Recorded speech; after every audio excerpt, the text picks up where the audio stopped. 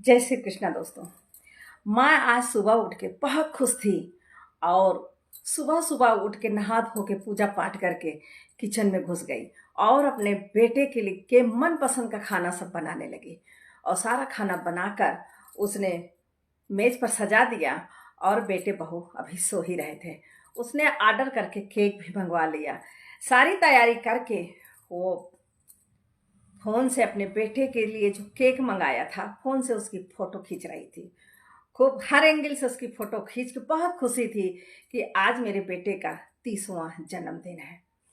वो ये सब कर ही रही थी, अपनी खुशियाँ जो उसके अंदर खुशियाँ थी, वो हिलोरे मार रही थी कि कितनी जल्दी मेरा बेटा उठे और मैं अपने बेटे को सरप्राइज़ करूँ। लेकिन बेटे बहू ने तो माँ को ही सरप्राइज़ कर दिया। बेटा और बहू अपने कमरे से निकल के कप में माँ के कपड़े पैक कर दिए अटैची में, और माँ का सारा सामान एक अटैची में पैक करके, और जहाँ माँ खाना सजा कर इंतजार कर रही थी वहां पर आए और माँ को देखते ही बोला, माँ आप क्या कर रही हो? माँ ने अपने बेटे के हाथ में जब अटैची देखा तो वो चौंक गई। उसके आंख में आंसू आ गए। बोले, बेटा आज तो मैं तेरे लिए सरप्राइज की तैयारी कर रही थी और तू मुझे सरप्राइज कर रही है। टैची टैची लेके कहाँ जा रहा है दोनों कोई? तो बहू बोली, माँ हम नहीं जा रहे हैं, आप जा रहे हो। बोले, मैं कहाँ जा रही हूँ? मुझे तो नहीं पता कि मुझे कहाँ जाना है। बोले, नहीं, आप जा रहे हो इस घर से।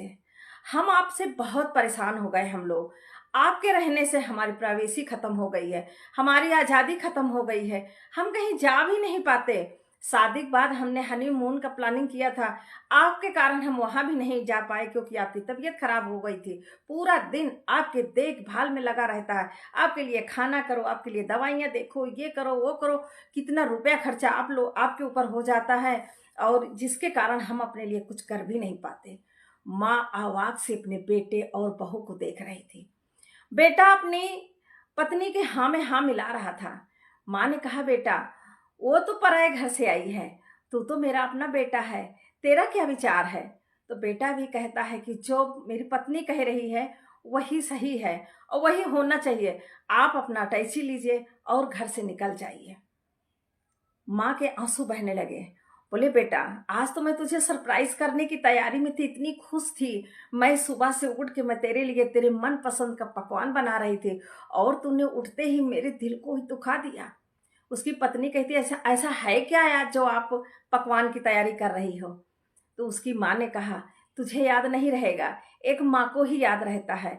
आज मेरे बेटे का जन्मदिन था तो उसी की तैयारी मैं कर रही थी। बहुत खुश थी कि मेरा बेटा जैसे उठेगा मैं उसको सरप्राइज करूंगी। लेकिन मेरा बेटा ने तो मुझे ही सरप्राइज कर दिया, मुझे घर से निकालने की पूरी तैयारी कर ली। बेटा बोला, माँ अब इमोशनल ब्लैकमेल आप मत करिए, आपने खाना बना के रख दिया है ना, हम लोग खा लेंगे, आप अटैची अपनी उठाइए और मेरे घर से निकल जाइए। माँ ने कहा, बेटा मैं इस उम्र में कहाँ जाऊंगी? बोले, मैं ये कुछ नहीं जानता, आप यहाँ से जाइए। और उसकी पत्नी ने बड़े बेरुखे से बहुत बदतमीजी से अपनी सासू माँ से बात किया और हाथ पकड़ के जैसे ही घर से निकालने के किया, वैसे ही माँ ने अपनी बहू का हाथ पकड़ लिया और अपने बेटे के गाल पर एक तमाचा जड़ा। बोला, क्या मैंने तुझे इसी दिन के लिए जना था?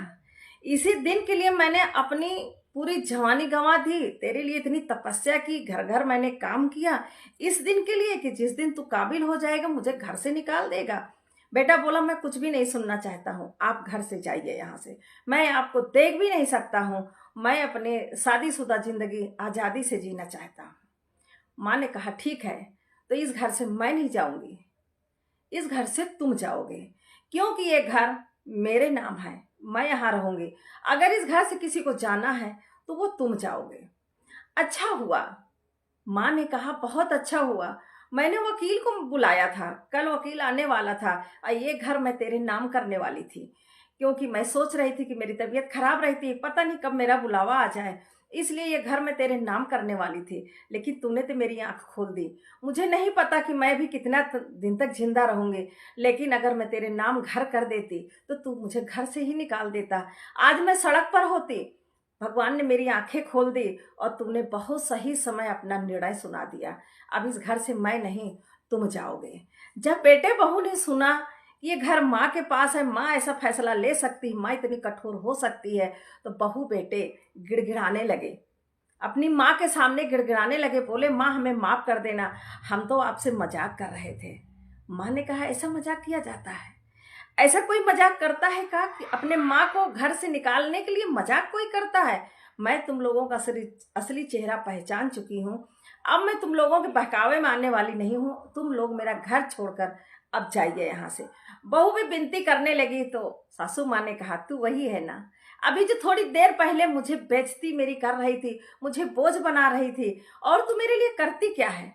मैं खुद हाथ बटाती हूँ और तू मेरे लिए करती क्या है? 2 रोटी बना के दे देती, वही मेरे ऊपर एहसान कर देती। मैं अपने कपड़े खुद धोती हूँ, घर के काम भी मैं करवाती हूँ, और सिर्फ 2 रोटी देने का इतना बड़ा मेरे ऊपर तुमने एहसान जता दिया कि मैं तुम्हारा बोझ नहीं उठा सकती हूँ। मैं अब ऐसा कुछ भी नहीं सुनना चाहती हूँ, तुम दोनों मेरे आंखों से ओझल हो जाओ। बेटा बोला माँ मैं तुम्हारा बेटा हूँ, आप मेरे साथ ऐसा कैसे कर सकती हो? माँ ने कहा कैसा बेटा? अभी थोड़ी देर बेटा क्या मर गया था? अब तेरे अंदर बेटे वाली ममता जगी है, लेकिन मेरे अंदर अब माँ की ममता नहीं जग रही है। तू मेरे आंखों से ओझल हो जा। बहू कहने लगी मैं आपकी बेटी जैसी हूँ। सासू माँ ने कहा बेटी जैसी नहीं, तू बेटी है ही नहीं, तू बेटी जैसी भी नहीं है। मैं तुझे एकदम बिल्कुल भी देख नहीं सकती हूँ। तुम दोनों मेरे आंखों के सामने से चले जाओ, जैसा होगा मेरी जिंदगी कटेगी मैं काट लूंगी। तो दोस्तों ये आज का हकीकत है। मैं आप लोगों से एक चीज ये कहना चाहती हूँ कि कहानी नहीं, ये सच्चाई है। आप अपना धन संपत्ति जायदाद जो भी है, आप जल्दी मत करिए कि आप अपने बेटे बहुओं के नाम कर दीजिए, क्योंकि अगर आप ऐसा करते हैं तो आपको सड़क पर लाने में वो देर नहीं करेंगे। क्योंकि अब के युग में बच्चों को ना अपने माँ बाप के लिए प्रेम रह गया है, ना दया रह गया है, ना भाव रह गया है। वो उनकी शादी होने के बाद वो पूरी तरह बदल जाते हैं, उनको किसी के लिए कोई मोह माया नहीं रह जाती है। तो अपना बुढ़ापा खराब करने से अच्छा है कि जब तक आप जिंदा हैं आप अपने नाम ही रखिए, क्योंकि मरने की बात तो उनका है ही है।